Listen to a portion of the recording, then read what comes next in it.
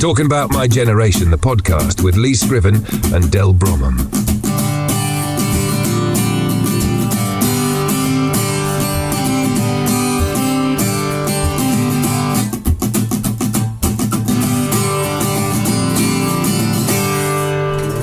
Hello and welcome to another fine edition of Talking About My Generation, where we chat forever about the golden age of rock and roll and what's going on at the moment as well. And I'm delighted to welcome a brilliant guitarist, close friend of Del, Pete Dyer. Hi, mate. Hi, mate. How people? And I understand you two have been burning it in Sheffield at the weekend. Stray playing a gig up there, yeah? Yeah. Well, melting, I'd say. Melting. Good probably the hottest gig I can ever remember doing, and we've done a one or two, haven't we, Pete? Yeah. It was really hot. Really hot. I said to him, stop coming over my side, dripping all over my stage. it was just pouring off us. It was unbelievable. But it was a great gig. And it was nice as well because it just shows about, we've talked about music and things in the past. The audience we were playing to was predominantly like a metal audience. Yeah. So most of the bands, no disrespect, all pretty much in the same sort of genre. We went on and done our thing, and it went down a storm. Yeah. You know, and people were singing along the tunes, and a great night. Right, what was it, a festival then? Yeah, it was about a 3-day festival, and brilliant.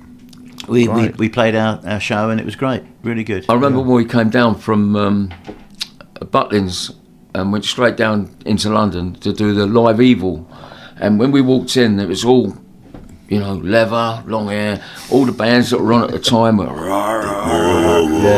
deep metal. This is going to go well. We're going to get slaughtered. And we went on, and I think we went down the best on that day, didn't we? Well, the guy on Saturday said it was a revelation to him. He said he booked us because he was a fan, but it was a revelation because he said he thought we was probably the best band of the weekend. So great. Sounds like you got a residency in Sheffield then. Get some shorts. There was a little crew of Swedish girls that turned up, and it was my misfortune to walk out into this little yard, and I had to give them all a kiss. Oh, lovely. And I thought, well, this is hard. You see, Chris, this is what you could be if you're a rock and roll star. This is what you get. This is a hard life. Adulation. It's about, I suppose, it's about nearest anyone. It must be a guitarist thing, because and rock and roll. I ended up talking to the blokes. As you do. It's the way I walk. Anyway, let's chat with Pete, because what we do on this show, Pete, normally is quick fire questions to let the listener, viewer, sort of get a good idea about what you're all about, as they say down in London. First record bought? It was bought for me, actually, down at Petticoat Lane. Lovely. I never had any records at all, and my granddad bought me Johnny Tillotson. Oh, right, okay. Poetry in Motion. Yeah? You still got it? No. Okay. It might be an ashtray somewhere. Yeah, but I like to hear that. Frisbee. That was my very first record, yeah. Okay. First gig you saw, not the one that's probably the most inspirational, we'll come on to that. But what was the very first time you saw a band? First band I saw was at a little festival, and I'm trying to remember where it was. It wasn't far from Southall, funny enough. Uh-huh. And it was Edgar Winter. Oh, wow. And Rick Derringer. Nice. And I was watching Rick. I wasn't watching anybody else. I was watching, and I'm thinking, I've got to do that. I've got to do it. Yeah. So was that the moment then? Because we were coming on to that. Pretty much. Yeah, pretty much. And then a few other things happened, like, you know, and... but yeah, I remember that very well. The light bulb sort of going off. Yeah. But prior to that, Pete, because you were saying to me, there had been there was a band locally to us who we all thought were going to be big, called The Action. A bit like The Who. They were brilliant. I've heard of them. Land of 1,000 Dances they brought out as a single. Yeah. That was one of your first gigs you saw, wasn't it? Oh yeah, at the Gold Hawk Social on a Friday night. Wow, God. I used to go and see The Action, The Click. What was they called? The Steam Packet. The Steam Packet was Rod Stewart, Long John Baldry, Brian Auger, Julie Driscoll. It was all one package, like. But the bands they had there were really good, like, you know. And then we had a local guy who I used to go and watch called Ray Tully. Don't know what happened to him. If you're out there, Ray. But he was brilliant, and I thought he's got to make it. He's got to be big. But nothing ever came of it. Goldhawk, what was that like then? The Goldhawk was brilliant. It was like... So you must have been a mod as well then? I was. Proper mod, I can tell. You can tell a mod, even though they're rocking. You came down Goldhawk Road and it was a step up to an ordinary front door. Yeah. And then it went down to a basement, opened up to this huge dance hall. Wow. And that was my Friday nights. Yeah, there was a parade of big Victorian houses, and you wouldn't think the Goldhawk Club was in there. And I played one of the first gigs we played. We're going to play the Goldhawk. The guy who worked in the shop that Steve Gadd, singer, and Richie worked in, said, I've got you a gig in a Goldhawk Club. Wow. Who playing there? So we went there thinking life was going to change. I think we played to about 10 people. But I found the card, the advertising card. It was The Stray with DJ Jacko Ortis. Right. And all the tunes on before were like Stax. They were playing all Stax tunes. Oh, right, yeah. But no, what? Mate, it's like the TARDIS. You walk through the front door, go down the stairs, and all of a sudden there's a stage and a dance hall. Brilliant. But the Who made it from there. That was their club, wasn't it? Yeah. Steam Packet, that must have been great. That and the White Acton. Yeah. I went to see the Who when they were the Detours, actually. Right, really? Doing Acton. Wow. And Harrow, the Railway Tavern in Harrow. That was their 3 main gigs, like. Yeah. Follow them. Steam Packet must have been amazing. Yeah, it was good. That was good. Really good bar. I mean, Rod Stewart, Brian Allgar. We could do a podcast on him. I used to love that single that, you know that. Yeah, Julie Driscoll on it that later on, and he got his thing. But yeah, Rod Stewart. Apparently, he was really shy when he first started, wasn't he, Rod Stewart? That's what I'm told. I don't know. I mean, if Rod Stewart hadn't been sitting on a railway station, and Long John Baldry hadn't come along, and he happened to be, wasn't known as, Rod wasn't known as a harmonica player, but he'd just sitting there mucking about on a harmonica on the railway platform. And that's do you play, young man? And would you like to come and join my band? Yeah. And the rest is history. It's a chance meeting like that. I mean, he probably would have got somewhere, but great singers don't always get to the top, and he's done very well to stay there as well. First gig you played? It was in East Acton. Was it? Upstairs, there was a co-op shop downstairs, and upstairs was like a little youth club. And it was the first time I ever played in public. It was my cousin, Bill, him, and it was like a little talent contest. And we lost out. We came second to a couple of guys that had electric stuff, and they played Cannonball. Oh, right. And they won it, and we came second. But that was my first time ever and I was bricking it. Yeah, I bet you were. Yeah. But enjoying it at the same time. I did, yeah. So let's explain. So people may be looking in. So it was a very brief introduction. Pete Dyer and Del, they're both in the band Stray. Yeah. And both you came in. You wasn't right in the beginning, Pete, was you? You came in a little bit later. 74. But you've known. What I want to get to is you've known Del for a very, very long time. So I understand you're in Del's brother's band. Yeah, before. When I was 15. So let's have a chat about that. Let's have a chat. Well, I was sitting round. There was like, before you get to the White City flats, they call them, there was another a block of flats, and I was sitting on the step, and I had a little guy tone, and I was trying to teach this Barry, his name was, and he was going to buy one, and I'm passing it over to him, and another guy that lived in the same block, Tony Cummins, I think he just joined Alan then, yeah. And he said, do you play rhythm and stuff? I said, yeah. And he said, do you want to come down and see the band I play with? Which turned out to be Alan, Del's brother. My brother's band. Yeah. Del's sister-in-law, a fellow called Brian Freeney, Charlie on drums. Yeah. Charlie was on bass, and Fred on drums. And that was it. I joined, and we used to do lots of weddings and stuff and like you that. studied the band, didn't you, Del? I know from your book, I think. Well, this is how you had learned to play guitar remarkably by watching this band play, wasn't it? Yeah, well, I mean, it was from an early age. I was, and I was saying to Pete off of camera earlier on that I woke up this morning, and I had something in my mind, and. We're going to talk about Brian Epstein later. Yeah. But pre-Brian Epstein, the main man was a guy called Larry Parnes. Oh, yeah. And he'd, Cliff and Marty Wilde and all these people. Well, the original guy who was singing in my brother's band was a guy called Duffy Power. and Duffy went on to be like a sort of a blues artist. But at that time, and I can remember, and I had to go and have a look, because I remember my brother was trying to wind my mum and my dad up, because Duffy got signed to Larry Parnes, so he left my brother's group.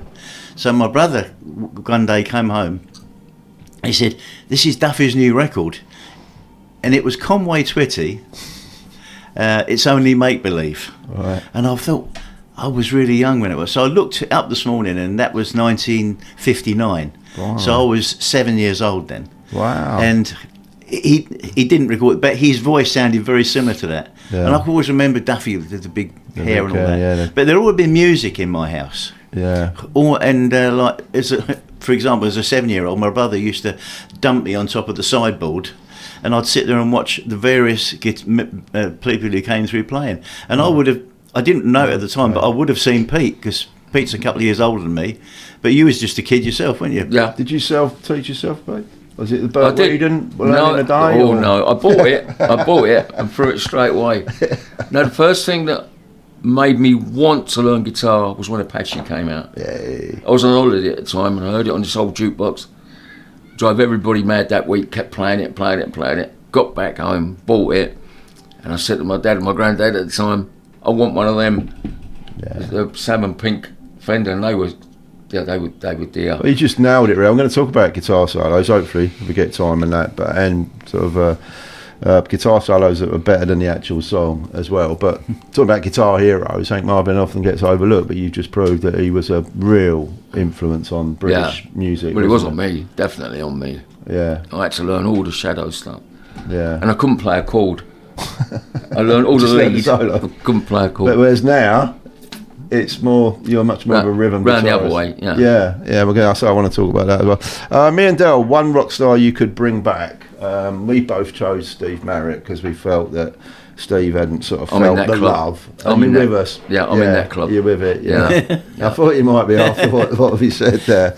And is there a gig? We always have this our sort of imaginary time tunnel that we can choose to go back and watch a concert, a gig back in time. It might be the Steam Packet at the Gold Dog, I don't know, but is there a gig that you're thinking you either saw once and would like to see it again, or one you've missed and think, I'm thinking Woodstock, something like that? I don't know, but is there a gig you wouldn't mind going back to see? There is one gig. Surprised Del, this one. The very first night we did the tour with Rush. Ah, right. You're not going to see that. And I thought how amazing they were. I don't know to say this or not, but when we did the Kiss tour, me and Del watched the first night, and that was it. Yeah, talk about that. Yeah. But when we watched Rush, we watched every night, didn't we? From the side of the stage, just mouths open, you know what I mean? But that was, yeah. Great, okay. Right, let's get on with the latest news. Beatles anthology, guys. Yeah, indeed. Breaking news, all exciting stuff. Better get the credit card out for an 8 CD, 15 LP. But I don't know about you, Del.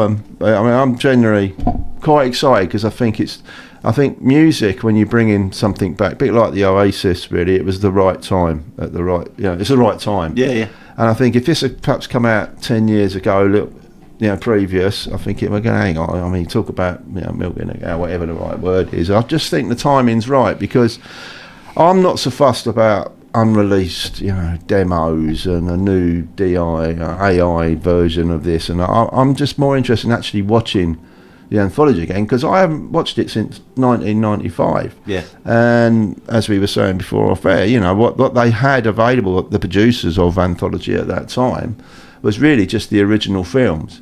But now, where we are now, you can take old films and you can make them look absolutely fantastic. Yeah. I mean, for a start, they'd have all probably been in the old 4:3 square telly shape, where now they'll be 16 by 10, like a normal telly shape.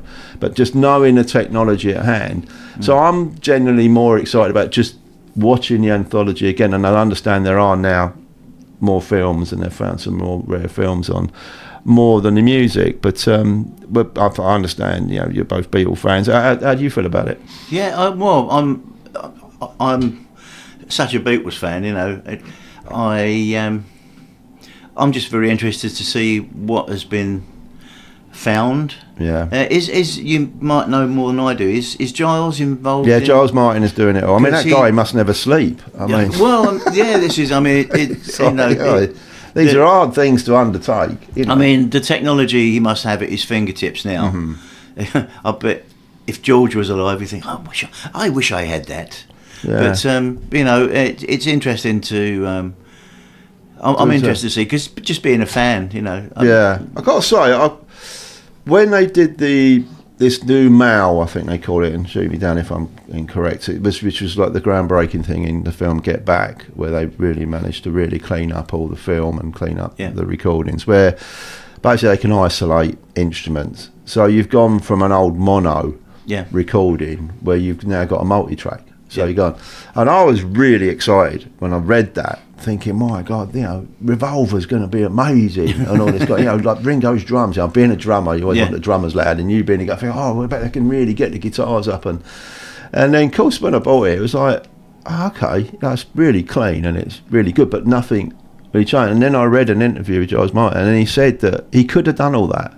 He could have made Ringo's drums extremely loud, and Paul's, like, you could have really pushed all the levels up. He said, but then that wouldn't. He wants to stay true to his father's productions, but just make it a little bit more better. And I thought, do you know what? Yeah, fair play. Yeah, I can understand that, because you know, I listen. I'm always scouring YouTube for weird things and that, and you do get these stuff where people don't. You're thinking that don't sound like the Beatles. No. Would you agree, Pete? When if you go back, you got to be careful not to touch. Yeah, you have to just enhance, not remix. Yeah. I mean, I can't imagine Sgt. Pepper's being remixed in any other way. Could you really? No. Or Strawberry Fields it's set in concrete now, isn't it? Yeah, that's what I'm saying. Yeah, how many more anymore? I'm with you, I mean, I like hearing the beginnings of it with Lennon's playing it as an acoustic guitar, but it's fine. But no, I've never heard a better version of Strawberry Fields. I mean, some lovely versions out there played on violins, cellos, quartets, jazz bands, but no, it's that is Strawberry Fields. Yeah. Are you a big fan of the Beatles? Always. Yeah. Always. Yeah. Really influential. You don't have a lot of choice when you play with this guy. Like, yeah, you know, but I know you say you were there before, and always Love Me Do come out. Because I think what me and Del said, Pete, is that I think people forget how groundbreaking Please Please Me and Love Me Do were in their sounds and their structures as to musicians at the time. I think now we're like, oh, that's lovely, that's beat music of the 60s, but no, it was like Jimi Hendrix landing 5 years later. It was so different. Would you agree with that? Oh, yeah, definitely. Yeah. It was when I think the whole music scene turned a corner. Yeah. And people started thinking, what's this? Like, you know, you listen more to what these little bit, play it again. Well, I missed that last time round. Yeah. It was one of those albums that, what was the best album I thought? The White Double album. White, yeah. We did the show on you had to play and play again. You still play to this day in your ears, which is remarkable. But no, it was. They were way before their time, really. Did you ever meet any of the Beatles? But I know, we want to come on to it, I know you've met Brian Epstein, which I don't know the story, but... The Beatles, no. But you did meet Brian Epstein? I met Brian, a couple of times, yeah. So was that to do with the band or anything? It was to do with the band I was in at the time, but it turned out he didn't want the band, he just wanted me. Oh, right. So I cut the story short. Easy, it's a long story, but I can cut it down, like, you know what I mean? But... he wanted to build another band around me, and I'm sitting up in his office one Saturday. They had the whole offices above the Palladium, Nems Enterprises, and me, my dad, because I was only young, and this Bob, a young Jewish manager that we had with this band, and he said, next Saturday we're going to a meeting, wouldn't tell us where, so we get on a train, get down there, and we're standing there outside the Palladium looking up, and he went, we're going up there. And still didn't hit me who was. And he said, I saw him talking to a guy a week or two before. We were playing a club in Paddington called the Chez Artiste, and he'd got this guy to come down and listen, and it was one of Brian's scouts. Nice, yeah. Anyway, he listened and he went back and he said to Brian Epstein, they're good, but He likes you. He liked me, yeah, and he said, what sort of stuff do you like doing? Well, all that Harrow repertoire was half Beatles, half Rolling Stones. That was it. That's all we were doing, but we used to mix it all up, like. And that's what he heard. And he said, we'd like to build another band around you. Would you be okay with that? So I looked at my dad, and I could see my dad, like, pound notes going, like. Yeah. So I said, yeah, okay. Anyway, I forget how long passed. It wasn't that long. Knock on the door, and it's Bob. We've got to go back down and see. Right, went back down, went in. Oh, sorry, on the first visit, we're halfway through a meeting, and there's a little on the door, little guy comes in, acetate under his arm, like it's gold. Yeah. And Brian said, oh, if you don't mind, can we listen to this? I said, yeah, what am I going to say? Puts it on, it was Cilla Black, You're My World. Wow. The acetate for it. And he said, at the end, what do you think? I said, oh, definitely another number one. What are you going to say? Yeah. So me and my dad and Miss Bob was the first public to hear You're My World, yeah. But then we went back and he said, we found your band. They're from up north, but they're down in Lancaster Gate at the moment in digs. So me and Bob went along and met them. And you know when you get that thing, like when I first met Del, your chemistry. we clicked. Chemistry. These guys I thought, well, in time. Anyway, we went into this back room with the digs they had, and it was like a big converted, they used it as a rehearsal studio. So they started playing stuff that they'd been doing, and it was all drifters, on the boardwalk and all that. So I thought, okay, maybe they're going to change and... For you? No, they didn't want to change, come over to me. They wanted me to learn that stuff. All right. And I said to Bob on the way home that day, I said, this isn't me. He said, well, give it a try, okay, give it a chance. So I did, I gave it a month, and I just said to him, it's not working, Bob, I'm not happy. Yeah, I'm just not happy. It's affecting the way I'm doing everything. I said, I know I'm passing up a golden opportunity here, probably, nothing's hard, isn't it? Yeah, it is hard. I've had enough, and I went back that Saturday night. My band had to be playing, because where the club was that I used to play in was 100 yards from my mum's house. So I went back round there, and they welcomed me back with open arms. Right. So I was in... It's important, isn't it, chemistry in bands? Still? Yeah. I think it was either just before he asked me to go with him, or just after that he signed Tommy Quigley. Right. And he failed. He failed miserably. I think it was just after, actually. And but I was still playing guitar then, don't forget, doing I was doing all the main lead vocals, but it wasn't me. But you met Brian Epstein? Yeah, a couple of times. That's pretty cool. I know we were talking just before we come on air. He was really nice. He was well, could you feel the power? Because he was probably the most powerful sort of entertainment. I mean, like you've just mentioned, Cilla Black, is it Billy J. Kramer? I mean, he had a whole host of people. It wasn't just the band. I mean, how he kept it all going, I don't know. I know obviously he's number one. But I said to Del this morning on the way here, I think what it was, I was too young. Yeah. Nothing got me thinking, oh wow. Yeah. I didn't do that. No, he just all it right was then. just he's there. I even met, I was telling Del, we was in the club in the house in Lancaster Gate, and knock on the door. Gordon Mills came in and his wife, the Tom Jones manager. Yeah. He wasn't Tom Jones manager then. And his wife is absolutely... And whenever you went on the central line, down the escalator, she used to do all the swimwear. Oh, she used to model it. Seen her in real life. Oh, yeah. And he had a cat called Elvis. It's weird. But what, Brian did? No, Gordon. Oh, right, sorry. But, we went over his place a couple of times in Queensway. Beautiful penthouse. Great place. But I met him, and, again, it was like... Just take it. It's what you like. The beauty of youth, isn't it? The ignorance of the blind ignorance of youth. But let's talk about Brian Epstein, Del, because I think he gets a rough deal. Really, I don't think he gets the acknowledgement of what a musical, genius he was. We just mentioned that he had. I think 1 year. I think 63 or 64. I think the label and his artists had something like 90% of the number ones in a year. Yeah. It's something like don't start writing. Jerry, didn't he? Yeah, Jerry plays Cilla Black, but also he picked up a band that were rock and roll as you can get. Lennon, Harris. I mean, they're all characters. They're strong characters. In leather, all come back from like crazy, escapades in Hamburg. And then he said, "I'll make you the biggest band in the world, but you got to do what I tell you," kind of thing. And he did.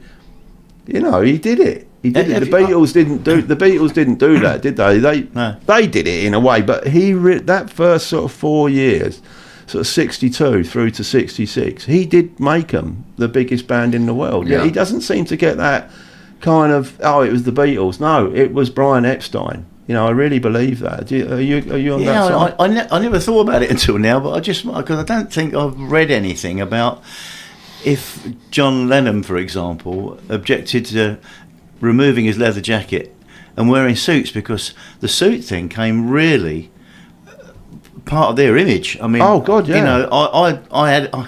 Everyone had a Beatles. I had one. I was about 4. I had a Beatles jacket. My mum made me one. Yeah. And I like the look around the Shea Stadium thing, with like the the military jacket. Yeah. I think probably with Brian Epstein, you've got to remember it was kind of the first kind of managerial person that had actually made a real impact to the music scene, because you say about the stable of people he had. Yeah. And as an individual, he wasn't a dynamic person, was he? He was very I think very he gentle. knew that, didn't he? Yeah.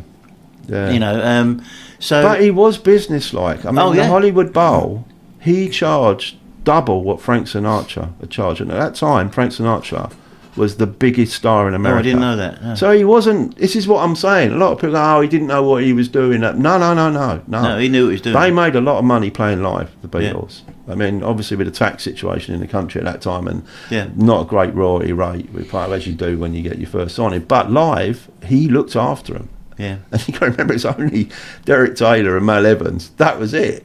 Yeah. 6 of them that were going around the world. I mean, it was unbelievable. So that's what I'm on about. And he gets criticised for the franchise deal is the big one that people pick up on him, where I think it was 10% on everything, and everyone just nowadays saying, "Oh, what a terrible deal." But no one had ever done that before. I don't think Elvis had done all the the lunch boxes and I mean, it was Beatles everything, wasn't it? Did you have one of the, well, you'd have been a bit too older, the little toy guitars, you had wigs, didn't you? It was the first time when I'm looking back at stuff like national memorabilia being for sale, I mean, there must have been Elvis stuff in America, there must have been, but so even with that in mind, 10% on the amount they sold for not doing anything, it's not a bad deal. Yeah, he seems to get slaughtered through the Beatles. My band, the Revelers, that I went back to, we ended up with those collarless. That's the one jackets, I've got. Black strides, and before that was just jeans and whatever you want. Yeah. But we used to go on looking really smart. Yeah. Not that it did any good, but you know what I mean. But I think John Lennon was wise enough to know that if he wanted to get to the top of the toppermost, wasn't he? Which is his favourite, and he did. Fair play. But I think he was astute enough to know we'd better do this, because if we don't do it with Brian, we're just going to be all right. Might get a hit there or something like that. I think he recognised in Brian that they needed someone. They were 4 strong individuals, and I think they needed the 5th Beatle to shout at and for guidance. And they. I don't think I've ever really read a line where they've criticised him. I wonder. In all the autobiographies I've read, I've read them all. Not one of them has said, he was out of his depth or anything. They don't say it. They just said, he was doing his best at the time. They're very appreciative of what he did.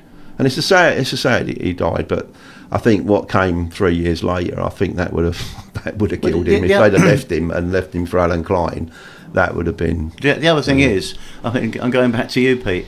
When Brian came to see you, when he went to see the Beatles, they were playing all covers.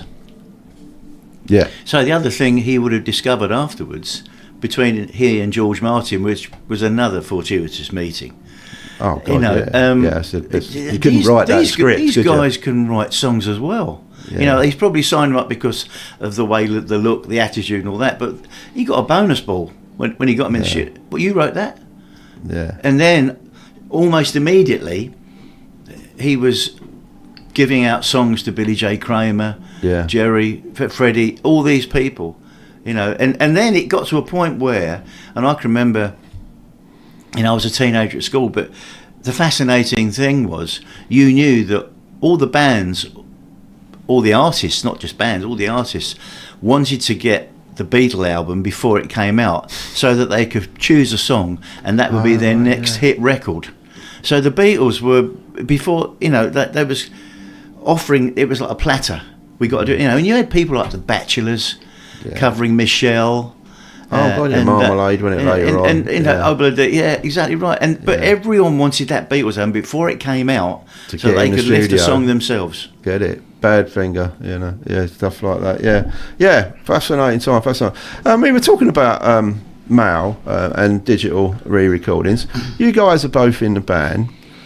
I wonder, would you ever, if a record company said to you, we'd like you to go back and do your first album again, would you do it? Would you like re-record it with an orchestra, or would you do it, or do you just go no, that's what it was and it was a moment in time? Would anything ever tempt you to go back and re-record anything? My preference would be to leave it alone. Yeah, it's a bit of a moment. Well, I wasn't on it, but I would agree with Del. Yeah. It's kind of a moment in time. That first one was a one-off to me. Yeah. The one I would go back and do something with would be the album Mudanzas. Right. And it was the one that we made with Wolf Pine, who was our first, was the manager at that time, and also a producer. But I think it got carried away with the thing. And you mentioned the Beatles. It was a funny scenario because he signed the band up. This is just prior to Pete being with the band, and we'll talk about that later. But he signed the band up initially because he was managing Black Sabbath, so he thought he was getting a new Black Sabbath. Right. And I always remember when we'd finished recording the Mudanzas album, I can remember he said to me, he said, "Do you know what?" He said, "I thought I was signing the Beatles, the new Beatles, the new Black Sabbath." He said, "But I think I've signed the new Beatles." So what he then did was, when we got in the studio, the production was swamped. Right. In not just my opinion, but in lots of people's opinion, by the orchestra. Yeah. So the band were underneath it. So some of those songs were quite strong as rock songs. Yeah. So that's probably the only one I'd like to go back and say, can I just take that and just remix it? Not even a greatest sort of your favourite, like your pin-up sort of renditions of your own songs. Not anything like you still leave them in. Leave them in. I think you've got to show a bit of self-discipline and stick a stake in the ground and say that's how it was then. Because particularly with the Stray first album, I've listened to it time and time again, and somehow it's that magic recording atmosphere. Yeah. And I don't know what it is. Can't do it again, can you? And you know, yeah. So no, there's one track that just interrupting Del a minute. There's one track that I would please do take off. I would take off and put the one that we're doing now with Simon, and that's I Believe It. All right. I would take off the way it was done and put Simon there doing he does the whole thing. He does all the orchestral bit, doesn't he, at the start? That's how we start it now. Simon starts on his own, and Del comes in with the guitar. Then the main riff comes that in. Has become a different. But it's got a different life to it. Yeah. I just wonder if it's a good concept. I've seen other people do it. I won't mention them, but as in, they've gone back and gone, revisited or something. And I'm torn. I'm just interested because I would never be able to do it. I mean, I made one album. No one wants to listen to that. But a lot of people like your music. And I just wondered if you sort of labelled it, we're going back and we're going to revisit some tunes, don't want to take anything away, and pick sort of 8 or 9 tunes to revisit with the current, because your current lineup is so strong. I think it's a great band. I mean, you've just proved it by what you said at Sheffield. You've got great chemistry, there's great balance in it, so I just wonder if you'd ever be tempted to do that kind of thing. So I believe it is a good shout that he just said, for several reasons. Firstly, it's a slightly different arrangement now, and on the album, like I said, it was virtually drowned out by the orchestra, and also I wasn't the singer then.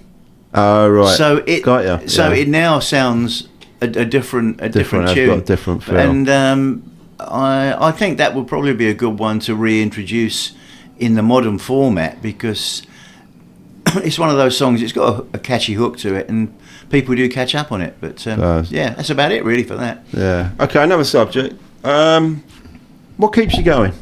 What keeps you guys going on the road up to Sheffield and that? And I'm going to throw something out. Is it what I regard as the 30-second buzz? And Chris is looking at me now like I'm an absolute my producer, like I'm losing it. I think you guys will know what I'm on about. That when you stand at the side of a stage and you've got your guitar or your drumsticks or your bass in your hand, and there's a decent crowd in, and you've got a good PA, the adrenaline that runs through your body is more powerful, I think. I haven't done a lot of drugs, but I imagine it's more powerful, and that's what you want to taste again. Would I be right? Yeah. On that? Yeah. Yeah, I've had this chest infection the last couple of gigs we've done. We did Esquires at Bedford a couple of months, was it months, yeah, whatever. And I thought, I'm not going to be able to sing half the stuff that I normally sing tonight, because I'm doing all the high vocals now. Right, yeah. And the minute we walked on stage and I saw that we had the crowd, Bang. bang. You're in there. For you, Del? Yeah, same as. I mean, I'll be perfectly honest with you. I mean, I'm sort of been handling a lot of the business aspect of it, and that can be a real. Yeah, I want to talk about that. It can really drag you down, and I'll be perfectly honest with you. Sometimes there's a gig coming up, and I'm thinking, do you know, I think I'd rather be at home. But as soon as my foot gets in that bus, the bus as well, and we go, and it's weird. It's almost like masochism, really, because you could leave home at 12 o'clock. Get home at 4 o'clock in the morning to do an hour and a half on stage, but it's just so worth it. Yeah, if you're that way inclined. It's funny, Liz, because I spoke to a couple of ex-football players, who I know, professional football players, been in the game a long, long time, and I was telling them about this 30-second buzz, because I'm trying to, as you know, I'm trying to get my old band back together, and I missed the 30s. I've missed it ever since I've not been in a band. Yeah. And nothing can replace it. No. Nothing. I've had some fantastic moments. I've got grandchildren, all this. And I've had some brilliant moments working in professional football. But what was interesting, I put that on to them. I said, what do you miss most? I said, but can I give you like I just did to you guys? I know what you're going to tell me. You miss standing in the tunnel with the ref in front of you, because I used to take them kind of photos, and you can see them, they're pumped up and they're looking at their mates, and you can hear the crowd, and you can just sort of see out the tunnel the crowd and all that. And I said, I bet you miss that, and you miss the dressing room more than. And I went, yeah, absolutely. To quote, like you said, I can't get over it. And it's Dean. I'll mention it's Dean Luton. He's just retired. Our dressing rooms are no-go areas. Well, they have to be. No, no, you don't want to go in there, right? Not for all the right reasons. But I mean, to quote a Bon Jovi tune, it is strange medicine, because, like people say, I've actually no filters before going on stage. Sometimes I felt like I've had flu coming on, or felt really unwell. As soon as I get on stage, forget all about it, and more often than not, I come off stage, I feel great now. And then the next morning, you're back. Happened there? You know what does help, especially with me and Del, just a little sip of Dr. Jack Daniels. Yes. That helps, doesn't it? I used to have tequila, but we won't go there. Yeah, I drank too much of it one night thinking it was a bottle of water. But yeah. Oh, yeah. We did mention that before. Talking about touring, Del, how difficult is it getting now? We've had a bit of doom and gloom in previous podcasts, but you can't help but mention it, sort of how many venues are shutting. And it's all been in the news this week about the hospitality, losing people, the biggest percentage of people coming out of an industry. And I know, I mean, it's that word that, Chris, producer will probably start screaming now, because I'm going to mention the word Brexit. Has that stopped you from going abroad or anything? Is it getting too difficult to set up a tour? I understand, obviously we're in a country where you can drive to Sheffield and sort of get back a bit late, but we're probably quite lucky like that. But tours, the old sort of fashion, we're going to do 16 dates, guys, is that just a thing of the past now? It's two different things here. Let's do the Brexit thing first. Mm-hmm. Yes, it has made a difference, but I am of the age where I remember, primarily because of this thing of the Carnet licence, listing all your equipment up and all that. Now, I'm old enough to remember in the 70s we used to get the Carnet licence as well. Right, yeah. But now there's so many complications with it, and I don't know if it's the European Union purposely making it awkward for us, but it will take me too long to explain. But there have been complications with that. The other thing is that since more prevalent is since COVID, because of venues closing down, because of the way people buy tickets, we spoke about that. That's made a big difference. And for example, I said to the guys, do you realise that every show we've done this year, we've never got paid on the night? I mean, once upon a time, you played in a band, you got in your van, got in your car, went to the gig, played the gig, you got paid. Yeah. Sometimes they want, it's been I won't say the venue, but one show, it's taken a month for them to send the money through.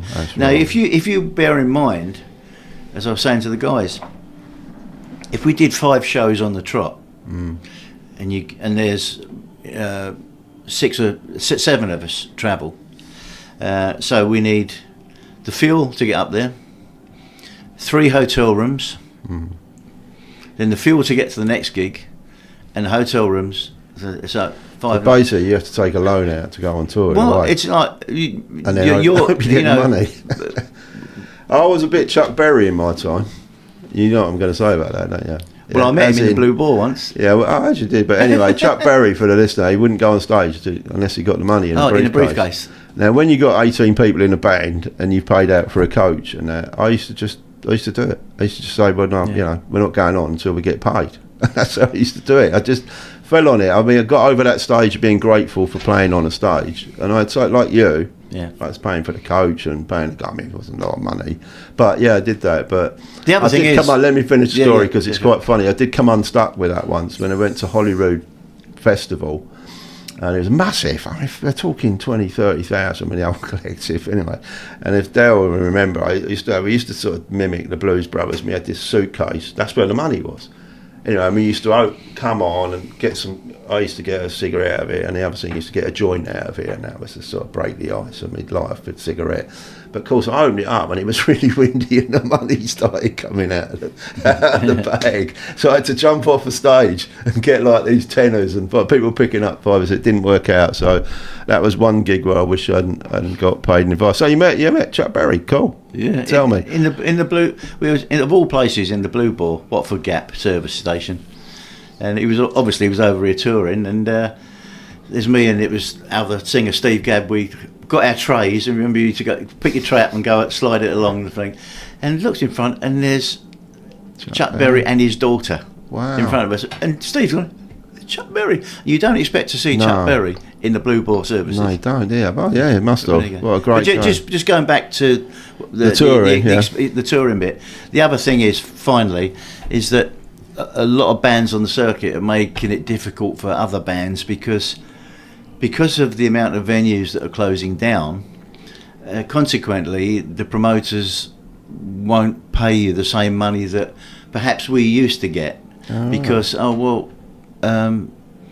what we'll pay you. If you don't want to do it, somebody else will. And there's so many bands I know of around that are doing it for next to nothing or for trying to invest in themselves in order to hopefully crack it. But that's a shame. It's a shame. But you can see it. You can sort of see it because I keep my eye on the arts, and I do an arts guide around this area, and you're just thinking, this must be getting tough. Just talking about the old Blue Ball, when we used to drop back in there, like we maybe come down to Manchester, maybe a bit further. It'd be about 2, 3, 4 in the morning, and it was like who's who about the music business. I've read this. It was just ran with bands. We used to pull in the car park. I wonder who's in tonight. Yeah. There'd be Rory Gallagher in there. There'd be like the Damneders. They just. Well, I got told Jimi Hendrix, if he was in London, used to order his manager driver to drive him to the Blue Ball at like 1 o'clock in the morning because he wanted to meet all his mates. It'd be a good PR thing, wouldn't it? It was that kind of place. Yeah, it was like this. Yeah, it must have been. Yeah. I've read about it. It's fascinating. You've been there and that. Rhythm guitarist. Who's your favourite rhythm guitarist? Oh Christ, Keith. Is Keith the greatest? No. Who's your who's influenced you, or who do you really like listening to? Or do you I was never influenced by any rhythm guitar. No, just the guitarist. And I tried to make my own style when I did. Sorry. I thought I'd found this really brilliant like rock chords, but rock bands have been doing it for years. So anyway, but no, I can honestly say, rhythm wise, never really. I haven't. No, just never like, even taken that much notice, to tell you the truth. As long as that, what I used to love. but isn't that Del? Is that it in a nutshell? A really good rhythm guitarist is there, but he's not trying to. Yeah, I mean, I trying to run, rule the world and nick the stage. We've kind of gone around this before, because I think I'm a frustrated drummer actually as well, and I can pick up on a lot of the things. But I'm surprised you said that, Pete, because I always thought Bruce Welch was a good rhythm guitarist. Oh yeah. But we're going back to the Beatles again, and I think I mentioned this on one of our previous podcasts. John Lennon was playing rhythm shapes in there that I'd never heard before. It's front of the mill now, but it's not just jack, and it's almost doing like a snare drum beat. And of course, prior to that, as I've said to you before, Steve Cropper with the soul stuff, kind of check, but it's all percussive rhythm, if you know what I mean.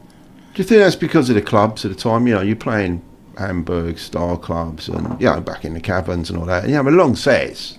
And the PAs weren't fantastic, so you sort of help the drummer or help form a rhythm of beat. Would you agree with that? Yeah. At the time? Yeah. I don't think rhythm guitarists now coming out would ever play like that. Yeah. If it was down to them. I've never heard anyone play rhythm like Lennon. No, again, before or since. That's really interesting. I only just read about that this week. Saying no one ever talks about Lennon's guitar playing, did I? I'm not saying they don't now, but back then the rhythm section really earned their dough. Yeah, because they had to literally sit back, drive it, while sort of Del and that would be out the front. But it sort of mingles more now, like it merges. You know what I mean? Like so. But what got me into the real guitar sounds was bands like Wishbone Ash, Thin Lizzy, with the double leads. That really got me. That was it. Then I was taken like. And then when Pete joined the band, we decided to try and do some of that. Yeah, but I can go back even further on the twin lead thing, because a name that hasn't really come up, Les Paul himself. Yeah, my dad had 78 records of Les Paul. There was amazing guitar work on where we used to multi-track himself. Yeah, that's what I was just going to mention. He was one of the first, instigators Brilliant. of bouncing down and putting vocals on. Was it his wife used to sing along or something in Mary. the kitchen? Yeah, Mary. Oh. Yeah, Les Paul and Mary Ford. Yeah. And she was a pretty good guitarist as well, Yeah. She played rhythm. What's your favourite guitar? What's your preferred guitar? My favourite guitar is the one I've got now. That I'm using now at the moment, and it's well expensive. It's cost me nearly £300, and it's from Harley Benson. Now, bear in mind, he has got Gibsons and Fenders. I got Gibson's Fenders, but I must admit, he's bought. You've bought one or two of them now, haven't you? I've got 6. Yeah. Wow. 6 Harley Bentons. But the one I bought last, I call it Tigger, because it looks like a tiger. Oh, right. And I'm absolutely in love with it. It's a Les Paul. Right. Les Paul copy, but it plays itself. Yeah. And I've got a little melody maker that I brought the other night as backup. But I love them. I just think they're great. Funny, guitars. They are like an extension. And Del got a sort of semi-acoustic. Yeah. From there, and it sounds great. Okay. Talking guitars, here's something. Can you think of a tune where the guitar solo was better than the actual song? The guitar solo was better than the song. Yeah. Freebird. Oh, right, yeah. Oh, that's a good shout. I've got that one. Yeah. That's probably the best one, actually. Without a doubt. Can you just get to the end now? Yeah, without a doubt, Freebird. That is a solo, isn't it? That is an amazing solo. Yeah, that's well done, mate. That's a top mark, 10 out of 10. Brilliant. And what's the one by Pink Floyd? The long one when he plays the Black Strat. That one. Comfortably Numb, not that, is it? Could be, one of those. Yeah, as long as on there, I just got a little sound list. he gets and the one I thought of, Del, was My Love. Which is a nice tune, but that solo was Henry McCulloch. Give him a name. Apparently he did it live with an orchestra. Yeah. And he said that he had no idea what he was going to play. And Macca just sort of went, you know, what are you doing? You didn't know, not what you're doing as in an aggressive way. He just said, oh, you got anything? Yeah. He's thinking, oh, you got anything here? Yeah. He said he knew he played something, and he just expected, like, to finish. Then Paul go, no, that ain't no good. How about this or something? But he said, to be fair play to McCartney, he left him alone.